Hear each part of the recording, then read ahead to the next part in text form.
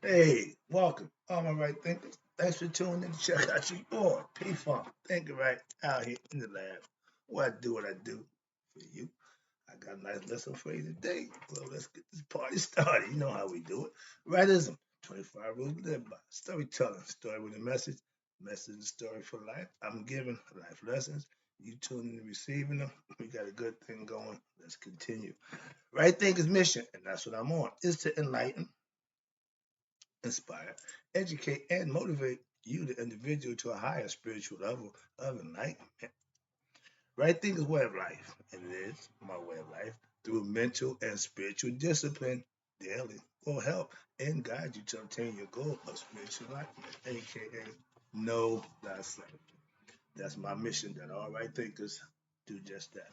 Hope my volume is up. I had an issue with the volume at one time. Okay, now, how about that? Let's go. Knowing thyself is the goal for all right thinkers. My mission is to get you there. So I give you the things you need to make that happen so that you can know thyself. So do you really know you? If you think you don't or believe you don't, tune in. I'll help you with that. That's also what I do for you.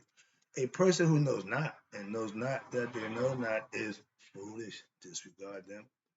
A person who knows not and knows that they know not is simple. You teach them. That's what I do for you. Appreciate you too. Stay tuned. I got you. A person who knows not and believes that they know is dangerous. Avoid them. I do. A person who knows but knows not that they know is asleep spiritually. It's okay. I can awaken them. Spiritual alarm clock. I'm here to wake you up with knowledge of self. A person who knows and knows that they know is wise. Follow them. All these persons reside in you. Right thinkers, know thyself. And to my yacht, be true. I tell you, I fell back into my book. This is called Initiation into Egyptian Yoga. I flipped it. It's the initiation to right thinking philosophy, which is Egyptian yoga. Just put my name on it because I put my spin on it. But we're going to deal with initiation into what they call Shita Net or right thinking philosophy. It's going to give you a little quick breakdown of what we do and the principles that we live by, some philosophy that I feel that I think is important to you to know. So I learned this 10 years ago. Now I can teach it. So it's fun to me. I'm enjoying this. Hope you enjoy the lesson. That's what it's all about. This is Amu, Su, and Panetta. That means give thyself to the divine. If you're a right thinker, you should be devoted to doing just that. Watch this. What a fantastic notion to give thyself to the divine. The phrase is make thyself available for God today. And if that works out for you, continue to that tomorrow. So I mean, every day do the same thing, pretty much. All right. But what happens? But what does it really mean? Many people want to give themselves to things in life. There there is a universal human desire to give oneself to something greater than oneself, knowing that there's something other than you and something greater than you because you didn't create you. So yeah, but we call that the God gene. The ability, the desire to worship, the desire to worship something higher than yourself, aka the God gene. You can't worship yourself. You can't bless yourself. You're not God. But we are here in the flesh, excuse me. We're spiritual beings having a human experience. But with knowledge and understanding, you can heighten that human experience, raise it to the next level, which is spiritual enlightened experience. That's what you want. That's what connection to your higher self. Watch this. What's this? This instinctive need is due to what? Feeling what? Of imperfection or incompleteness in oneself from the heart. Remember, God dwells in the heart of man. So the heart is the home base. Heart is the birthplace of truth. Heart is where God, everything that's concerning man or you as an individual starts to come from the heart. The mind makes the connection conscious of that concept. So you got the heart-mind coherence when they work together at one. That's what I'm trying to get my right thinkers to understand. Doing that, watch this. It manifests in many ways as a person evolves spiritually, meaning you're getting better at knowing yourself through meditation, righteous living. Things are starting to happen for you. Watch this. Some give themselves to patronism. You join the service. No problem with that. Others give into followless relationships, meaning they're going to go over this thing over and over again with others. Watch this, to selfish goals for also for personal gains such as fame, fortune, power, etc. Egoistic people. When you base your life on those things, you won't go far. Watch this. Do these things really bring happiness? No. I told you that lesson a long time ago. If it's material, it's never going to make you eternally happy. Understand that? Watch this. So, how teaching, how many people think about giving themselves to what? To God, the divine. When we see people who are religious fanatics, who God fanatics, everything God, God, God, praise the Lord, okay, all the holy is out. But those kind of people, okay, they want to serve the Lord. They just don't know how. So you give them knowledge and understanding so they can serve Him in earnest without looking like a fool. I'm holding the next guy, but I'm not running around acting a fool because I know I'm serving God. I do it in the respective concept of teaching, a concept that it gets you to know God. That's the difference. And many spiritual philosophers, watch this, excuse me, many spiritual philosophies, what include teachings about what? Surrendering to the divine and about submitting who? The ego as a paramount part of their scripture. As the right thinker, I tell you the first thing we need to do as the right thinker is to conquer that ego. Get him out the way. Why? Because he's going to be your problem. Most of us had a problem, don't even know it, don't recognize it, and some of us are just in denial of it. But it is a problem when it's in control of you and you're not in control of it conceptually. Watch this. But however, do they show the benefits of giving oneself to spiritual life? And that means what? Give themselves to what is good, pure, true, and beautiful in life. That's all spiritual. That's all internal things. You need to understand that. Why? It ain't in the physical world. That's the no, no, no. It's all internal. God is spirit. God, knowledge is understanding God, rules, and living by them. Spiritual disciplines. We get into that. I'm about to tell a story before I get there. So watch this. Why is it that most people, watch this, give themselves to what? Egoistic ways of life or to the pleasures of the flesh. And then only think about, watch this, God or spiritual matters when what? When there is some adversity in life. Now, I'm a benefit. When I was rolling, I didn't call God. Not that time I made my big deal. Not that time I was getting my freak on. That time I was doing what I was doing. Did I concern myself with God until it was all over? Mm-hmm. He was there the whole time, obviously. Didn't do nothing to say that. But when I called on him when everything else is gone, he said, mm-hmm, mm-hmm. So that's the part about life we need to get better at. And we should do it early in life. If you're gonna make a mistake, get out the way early. Don't go through life and then make a mistake 50 years old. Well, maybe I shouldn't have done that. No. If you're going to live right, do what you need to do early. Why? Because once you start, it should be a lifelong thing. That's why. So watch this. Most of us don't call God until we get in trouble. I'm a living proof of that one. Again, I'm using myself as an example. I didn't have no need for God. I didn't have no use for God until what? Everything was gone. So thus we will what? We will concentrate most of our studies on what? My right thing philosophy, Egyptian yoga, and you got Indian yoga. Watch this. And you got Christian yoga. Bet you didn't know that. The relationship between these three spiritual philosophies will become evident. Trust me. And one important similarity is that they all use the symbol of what? known as the Ankh in ancient Egyptian. That's the cross with the loop on top, not just the cross. The Ankh is female part, the womb, penis, the shaft is the male penis. The two offspring is the child, male and female. They covered that a long time ago. That was the concept of life. Moving right along. Okay, I got to speed up a little bit. Now you got modern times. Oh, excuse me, no. In ancient, whoa, I ain't down there. Sorry, but let me finish this up. So when we get to calling God, when life will get rough, everybody does it, but they don't wait till, or again, they wait till they get in trouble. So watch this. Is there a better way of life which will allow a person to experience the joy of life and reduce the pains and sorrows of life? Mm-hmm. Mm-hmm. That's where right thinking philosophy comes in, or she taught Netta. Watch this.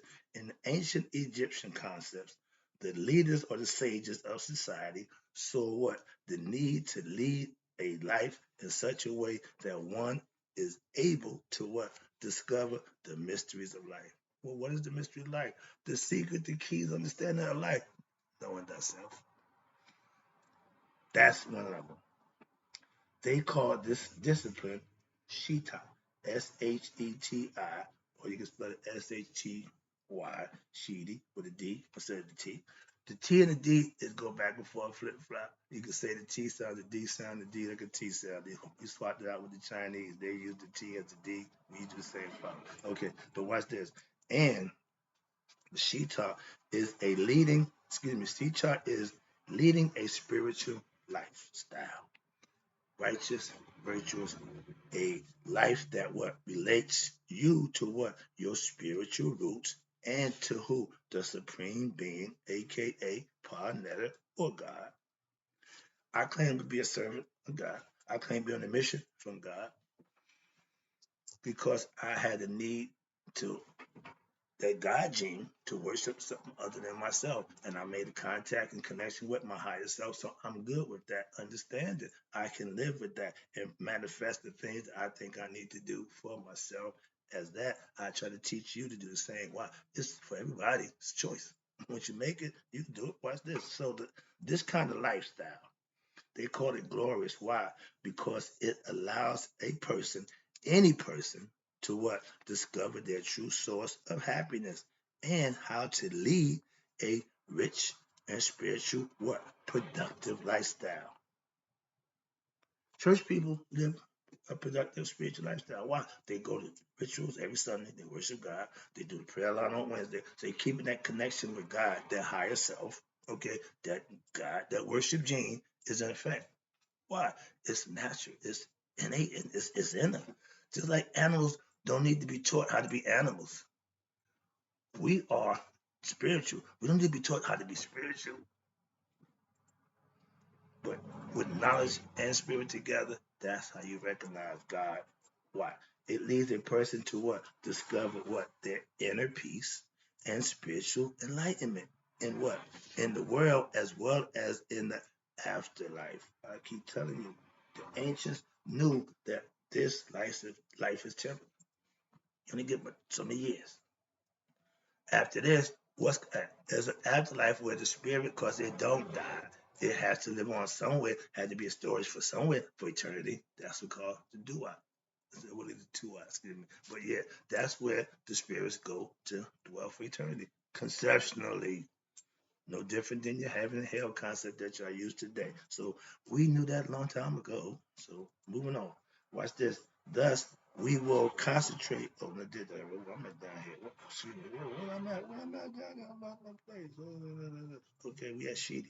Okay, here you go. Now, but what is Sheedy? Now you want to write in philosophy. What it is is this some mysterious way of life? What's this? This is a question in which occultists lead? No, it's learning, understanding ancient spiritual truths, aka Maya philosophy, that you can adopt, adhere to, manifest, and learn for yourself and master it, aka to know thyself. Is it some long lost spoken art about a sage or ancient times for people of ancient times? No.